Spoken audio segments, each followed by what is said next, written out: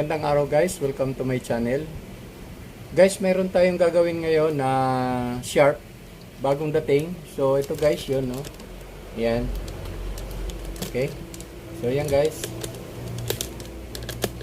Sharp na 32 inches. Yan. Okay. So ang model guys nito ay LC32LA 185M. Okay, so ang sabi nung may-ari, wala daw siyang power. Wala siyang power. Okay, so i-check natin guys ito kung bakit nga ba wala siyang power.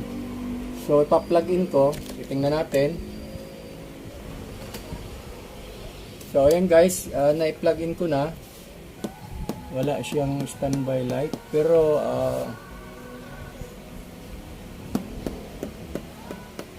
okay, wala. Check natin yung power supply.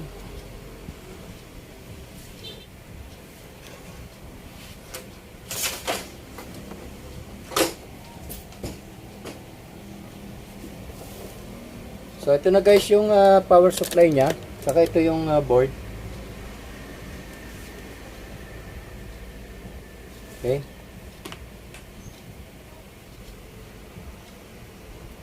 Check muna natin yung ayan. Hindi malabo na guys yung aking tester. Okay lang. Check natin yung supply sa main filter capacitor. Ayan guys, meron naman siyang 338.2. Okay, check natin secondary yung diode. Meron naman siyang 30.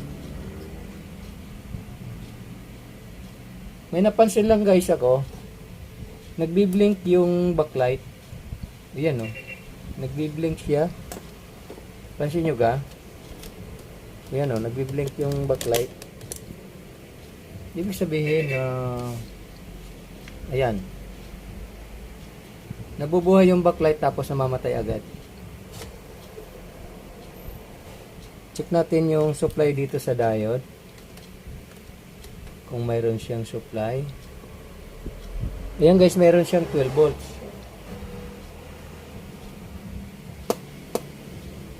Malamang may pundi itong backlight. Ayan o. Okay, so gagawin natin, bubuksan natin yung backlight nito. Okay.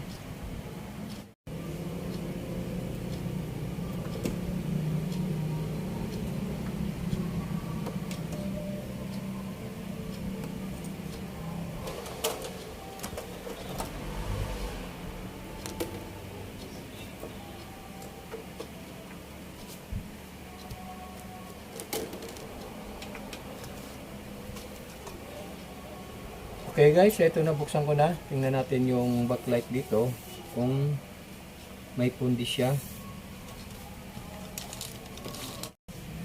Okay guys, nabuksan na natin yung backlight. So check natin yung backlight kung may pundi siya.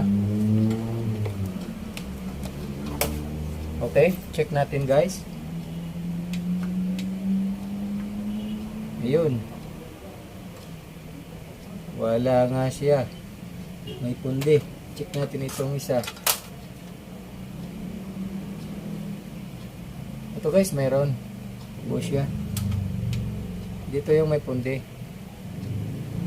Okay. So ang gagawin natin guys, papalitan natin lahat ng bago. Okay. So meron ako ditong bagong pamalit. Ito guys, palitan natin ito ng bagong backlight. Okay. So tatanggalin ko muna ito guys.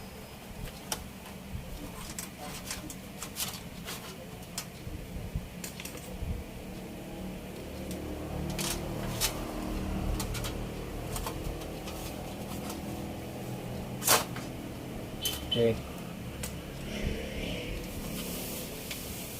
So ito ipapalit natin.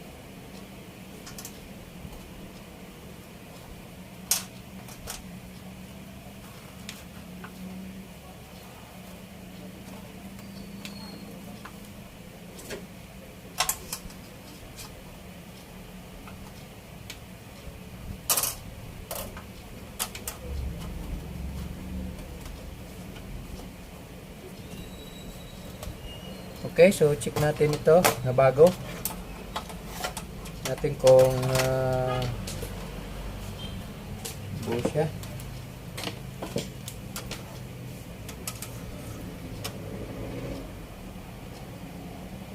So yan guys, buo.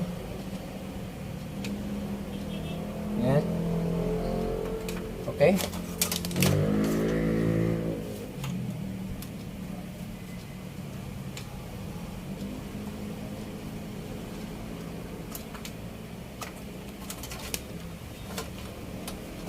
So, gagawin natin guys, babalikan natin ito.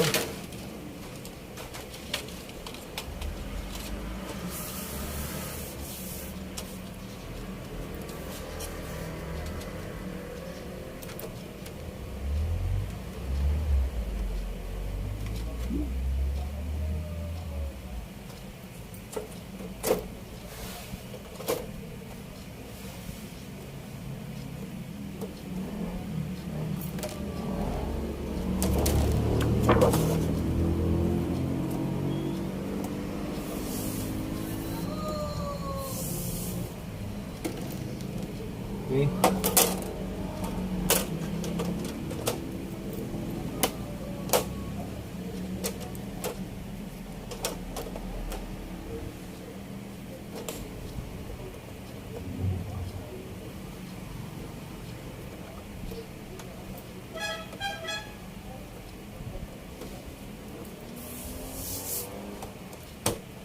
Okay.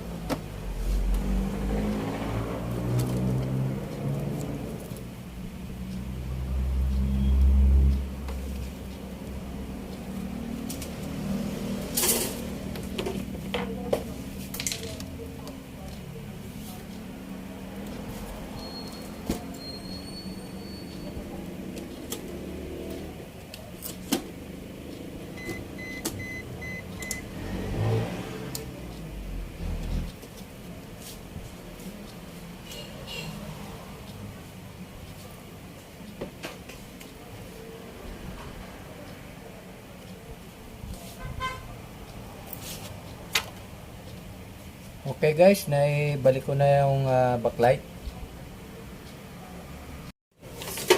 Ito guys yung pinalitan ko.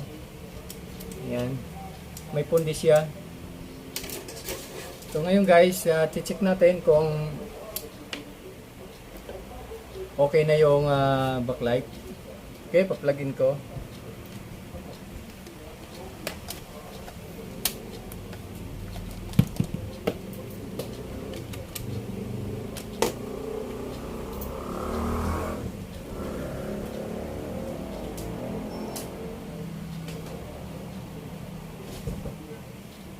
So bali nagbi-blink pa rin guys yung backlight kahit na good na yung backlight, nagbi-blink pa rin siya.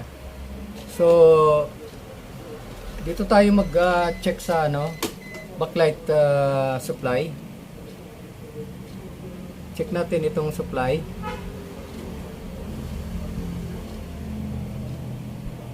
Ayan guys, bumabagsak na, wala nga siyang voltahe.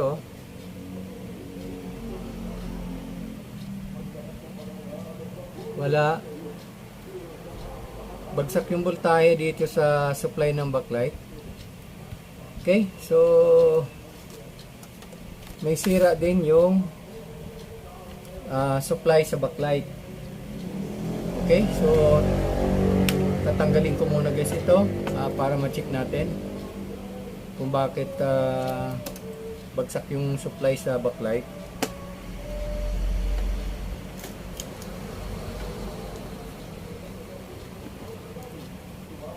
Okay.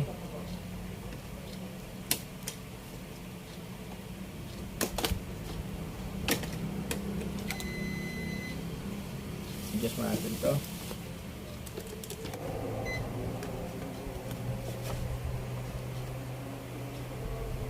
I-discharge muna natin yung main filter capacitor para hindi tayo makiliti niya. Okay. So nandito guys yung supply ng backlight, itong area ito. So check natin ito kung may problema siya. Okay.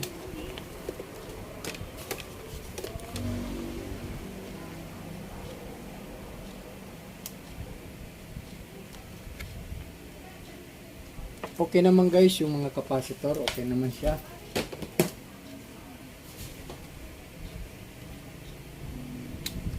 So may problema dito itong IC. So check ulit natin guys.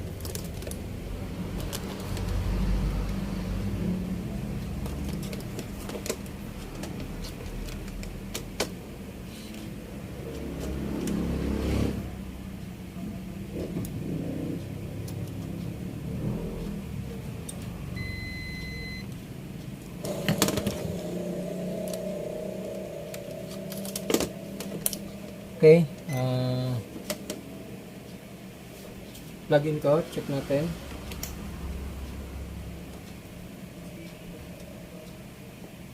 Negative, positive. Ayan guys, oh. 0 volts. Meron ako guys na parehas na board. Kasi ang problema, wala akong pamalit na ganitong IC. Parehas ito, oh. 32 inches din ito. So, tatry ko guys ito. Kung okay yung supply ng backlight. Okay?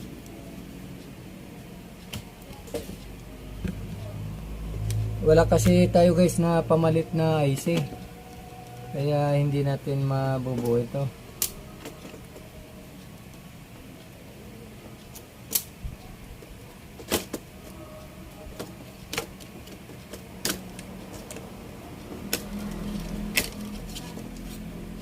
Okay. Ito ilalagay natin.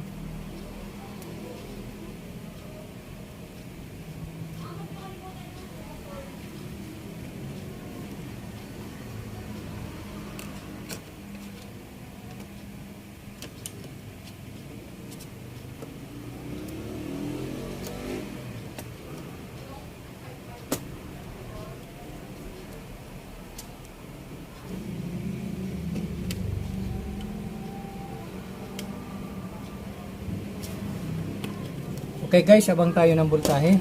Check natin. So bago na guys ang power supply, ito yung luma. Ito yung may sira dito. Wala siyang supply. Okay.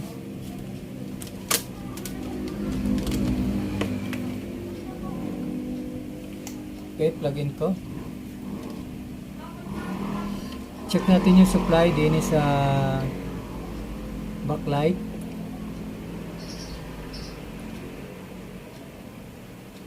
Ayan guys, mayroong 25.6. Ayan oh, may backlight na. Oh, ayan. Okay. Itong supply sa backlight. wala lang akong pamalit na ganitong IC. So bali, ito na guys ay ipapalit ko. Kasi actually umaandar naman siya.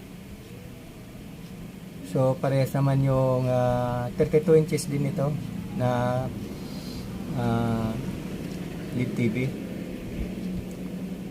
Okay. Check natin kung mayroon siyang ayan oh, mayroon na guys oh.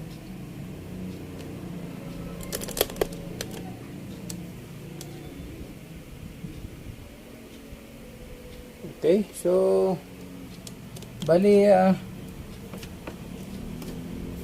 tatakpan ko na lang ito guys. Tapos obserbahan natin. Okay. So wala naman naging problema sa mainboard. Kasi minsan pag nagluko yung backlight, kumukurap yung memory nitong, kadalasan sa mga ganitong sharp, pag nagkurap yung memory, hindi na siya mabubuhay. So okay naman at bali naging problema lang yung power supply.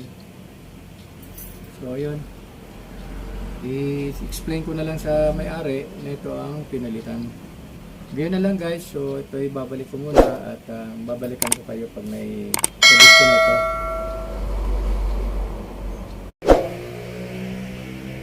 Okay guys, nakabit ko na yung backlight saka yung power supply. So ito na guys, testing na natin. Okay.